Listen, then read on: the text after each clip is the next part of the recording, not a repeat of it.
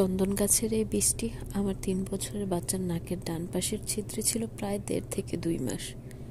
আমার বড় মেয়ের নাকে ইনফেকশন হয়েছিল প্রায় 1.5 মাস। লাস্টবার ডাক্তারের কাছে নেওয়ার পর ডাক্তার বলেছেন বাচ্চার নাকে মেবি কিছু একটা ঢুকেছিল এবং যেটা থেকে ইনফেকশন হয়েছে।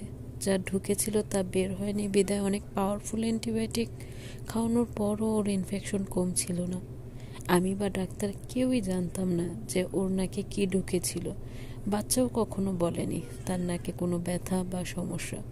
ওর বয়স মাত্র 3 বছর, এখনো গুছিয়ে কথা বলতে পারে না, তাই হয়তো বলতে পারেনি, আমিও বুঝতে পারিনি।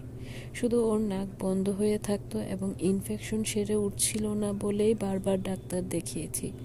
সর্বশেষ বাচ্চাকে অচেতন করে ছোটখাটো একটা অপারেশন করে সেটা বের করা হয়। এই জার্নিটা আমার জন্য কতটা কষ্টের ছিল তা হয়তো আমার মতো মায়েরাই বুঝতে পারবেন।